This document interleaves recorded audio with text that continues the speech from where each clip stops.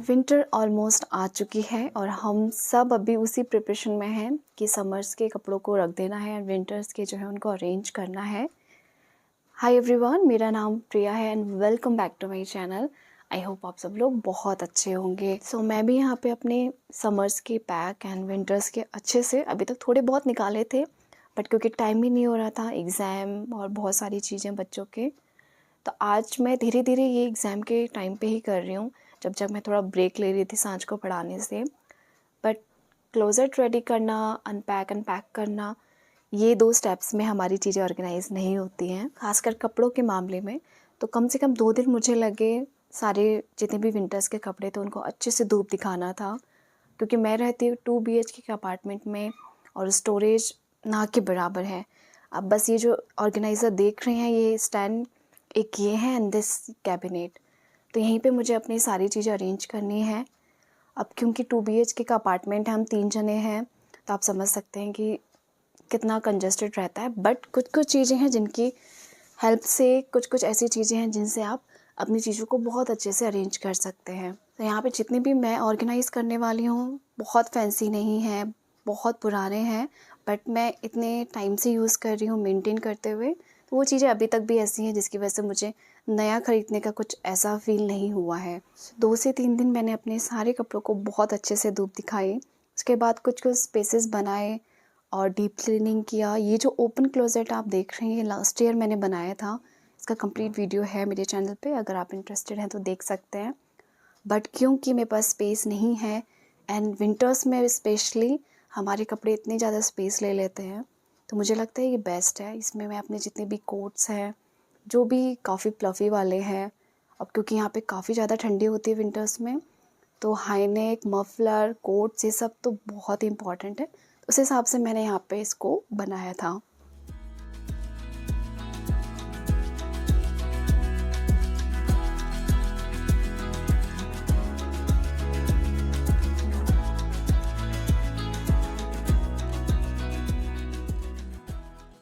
यहाँ पे मेरी सारी चीज़ें अब रेडी हो चुकी हैं। तो सबसे पहले ये जो बास्केट है या इस टाइप का बास्केट यूज़ कर सकते हैं, जो कि काफ़ी स्पेशियस होता है, क्योंकि इनमें अच्छी खासी डेप्थ होती है। समर्स में मैं अपने सिर्फ़ और सिर्फ दुपट्टे इसमें अरेंज करती हूँ। तो यहाँ पे अगर आपके पास स्पेस कम है, चीज़ें आप ऐड ऑन नहीं कर सकते हैं, तो कुछ चीज़ें आप कर सकते हैं अपने हैबिट में। जैसे कि ये हमेशा का मेरा है, समर्स को विंटर्स एंड विंटर्स को समर, इस तरीके से मैंने ऑर्गेनाइज़र बना रखा है। तो समर्स में मैं वो बास्केट यूज़ करती हूँ एंड विंटर्स में उसको शॉल या फिर स्टॉल्स रखने के लिए यूज़ करती हूँ।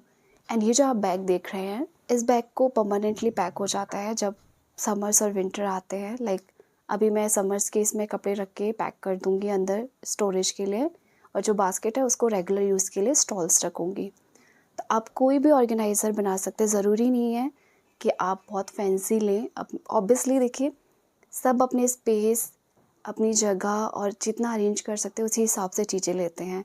अगर आपके पास बहुत स्पेस है तो बहुत ही डिफरेंट बहुत अच्छे ऑर्गेनाइज़र्स आते हैं, आप वो परचेज़ कर सकते हैं। अब क्योंकि मेरे पास ये बास्केट भी है, ये बैग भी है, तो मैं इसको इसी तरीके से यूज़ करती हूँ जिससे कि ये बैग भी यूज़ हो जाए और मेरे को और कुछ नया लेना भी ना पड़े, क्योंकि इससे बहुत अच्छे से चल रहा है। तो जहाँ पे भी ऑर्गेनाइज़ कर रहे हैं आप, उस स्पेस के अकॉर्डिंग ही अपनी फोल्डिंग्स को चूज़ करिए। फोल्डिंग में बहुत सारे टेक्निक्स हैं, बट क्योंकि जैसे मेरा ये बास्केट है, इसको मैंने 2 पार्ट्स में डिवाइड किया। जितने भी स्टॉल्स हैं उनको इस तरीके से फ़ोल्ड किया कि वो बहुत अच्छे से अरेंज हो जाएँ और जितने भी हैं मैक्सिमम मैं इसमें यूटिलाइज़ कर सकूँ। नेक्स्ट आप कोई भी कार्डबोर्ड बॉक्स भी यूज़ कर सकते हैं। ये एक मेरा बहुत पुराना DIY है जो कि लैम्प शेड था, अब इस घर में यूज़ नहीं होता है। तो यहाँ पे मैंने इसको बहुत अच्छे से फैब्रिक से कवर कर दिया था एंड अभी भी ये बहुत स्ट्रॉन्ग कंडीशन में है। तो क्योंकि छोटा साइज़ में है, तो जो छोटी चीज़ें हैं वो मैं ऑर्गेनाइज़ कर रही हूँ। नेक्स्ट आप कभी भी कोई हैंगर चूज़ करते हैं तो कुछ इस तरीके से करिएगा जिसमें कि आपको बहुत सारे ऑप्शंस मिल जाते हैं। कॉर्नर्स में हैंग करने के लिए, सेंटर में, एंड जो मेन सेंटर पोर्शन है उसमें भी कुछ ऐसा है कि आप बहुत इजीली कुछ ना कुछ यूज़ कर सकते हैं।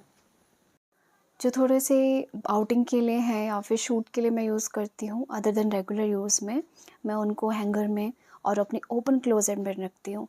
अगर आपके पास ओपन क्लोज़ेट है तो ऑब्वियसली आप लोगों को पता होगा कितना यूज़फुल है, बहुत टाइम बचता है आपका, और इनफैक्ट हैंगर वाले ऑप्शन में बचता है। मेरे कैबिनेट में वो सब नहीं है, इसलिए मैंने ओपन कैबिनेट बनाया था। नेक्स्ट मैं यूज़ करती हूँ अपने या तो हाथ से सिले हुए खुद से पुराने फैब्रिक का यूज़ करते हुए कोई भी बैग, या फिर आप मार्केट से भी परचेज़ कर सकते हैं। आजकल बहुत तरीके के ऑर्गेनाइज़र्स हैं, बट क्योंकि ये सब कुछ मेरे पास बहुत पहले से है, तो मैं इन्हीं में ही सब कुछ अरेंज करती हूँ। आई थिंक आपने पहले भी देखे होंगे। तो यहाँ पे मैंने ये वाले जो ग्रे पाउचेज़ हैं, ये सब अमेज़न से लिए थे और बहुत पुराने हैं, 7-8 साल पुराने हैं, अभी भी बहुत अच्छी कंडीशन में हैं। और आप चाहे तो पुराने फैब्रिक से अपना बैग्स भी बना सकते हैं। बहुत इजी तरीके से ट्यूटोरियल्स आपको यूट्यूब पे भी मिल जाएगा। एक चीज़ की हैबिट और एक चीज़ अगर अब तक आप लोगों ने नहीं किया है, मैं भी उस प्रोसेस में हूँ कुछ-कुछ चीज़ों के, कि घर में अगर आपके कोई भी चीज़ है, आप उनको एक पर्टिकुलर जगह दे दें, तो उनको ऑर्गेनाइज़ करना हमारे लिए बहुत ईज़ी हो जाता है। जैसे इस पाउच में मैंने जितने भी हाईनेक्स हैं, सिर्फ़ वही रखे हैं एंड मुझे पता है कि सारे हाईनेक्स या इनर वियर सब कुछ इसी में ही है। तो अभी नेक्स्ट इस पाउच में जितने भी मेरे इनर वियर्स हैं, सिर्फ़ वही रखे हैं मैंने। तो ज़रूरी नहीं है कि आप हमेशा एक जैसा या बहुत फैंसी, टोटली डिपेंड करता है आप पे। बट आपके पास अगर घर पे कुछ भी ऐसे पाउचेज़ हैं छोटे-छोटे, तो आप अपनी चीज़ों को बहुत अच्छे से ऑर्गेनाइज़ कर सकते हैं। सो जब भी आप कभी कुछ ऑर्गेनाइज़र्स लें या फिर कुछ भी ऐसा प्लान करें, तो हमेशा अपने स्पेस एंड अपने कैबिनेट के स्पेस के अकॉर्डिंग ही चूज़ करें एंड ऑब्वियसली कि उसको कहाँ प्लेस करेंगे उसके हिसाब से भी। तो मुझे ऐसा लगता है कि ये पाउचेज़ काफ़ी ज़्यादा मेरे लिए यूज़फुल रहे, क्योंकि मेरे कैबिनेट में बहुत ज़्यादा स्पेस नहीं है, तो मैं इजीली एक शेप में आ जाते हैं, किसी भी स्पेस में आप इजीली इसको रख सकते हैं। मैं अपने फैब्रिक्स को, क्लोथ्स को अरेंज करने के लिए, स्टोर करने के लिए बेसिकली, जैसे कि अभी समर्स के मैं यहाँ पे रख दूँगी, तो इस टाइप के बैग्स यूज़ करती हूँ जो कि मेरे पास पहले से ही हैं, तो मैं इन्हीं को यूटिलाइज़ करती हूँ और ये फिर बहुत अच्छे से एक ही जगह पे स्टोर रहते हैं और जब समर्स आएँगे तो विंटर के इसमें चले जाएँगे। तो ये एक साइकिल मेरी बनी हुई है। और यहाँ पे भी जैसे इस बैग में सिर्फ़ और सिर्फ सारे सूट्स हैं, ताकि मुझे याद रहे कि मेरे सारे सूट्स इसमें हैं। इस तरीके से जब आप किसी को स्टोर भी कर रहे हैं ना, तो भी आप एक स्पेस, एक पर्टिकुलर पाउचेस बना लें, ताकि आपको याद रहे कि हाँ, इस पाउच में यही सारी चीज़ें हैं। तो इससे बहुत ईज़ी हो जाता है। सो ये है मेरा क्लोज़ेट, जिसमें कि सिर्फ 3 ही इस तरीके का स्पेस है, आप देख सकते हैं, और इसी में ही मैंने सब कुछ अरेंज किया है। एंड बिलीव मी, इनको यूज़ करना, यूज़ करके रखना भी बहुत ईज़ी है। इसीलिए मैंने पाउचेस चूज़ किए, क्योंकि इस तरीके के स्पेस में भी आप इजीली इसको रख सकते हैं और यूज़ कर सकते हैं। अगर आपके पास ऐसा कुछ नहीं है, तो ये कार्डबोर्ड का भी आप यूज़ कर सकते हैं, मैंने पहले भी बताया। और ये मेरा बहुत टाइम से चल रहा है, इसमें बहुत स्ट्रॉन्ग मैंने वॉलपेपर लगाया हुआ है, प्रॉपर स्टिक करके। और अगर आपके पास स्पेस है, तो इस तरीके के बास्केट्स में छोटी-छोटी चीज़ें अरेंज कर सकते हैं।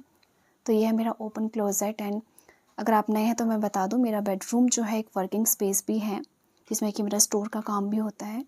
तो बहुत ही ज़्यादा भरा हुआ है, बट मैं कोशिश करती हूँ कि सब चीज़ें जगह पे ऑर्गेनाइज़ करके रखूँ। आज के लिए बस इतना ही। अगर इस वीडियो में आपको कुछ भी हेल्पफुल, यूज़फुल और थोड़ा-सा मोटिवेशन मिला है, तो वीडियो को लाइक एंड शेयर ज़रूर करिएगा और अपने कमेंट्स ज़रूर शेयर करिएगा। मिलते हैं नेक्स्ट वीडियो में, तब तक के लिए बाय बाय, टेक केयर, अपना बहुत ख्याल रखिए।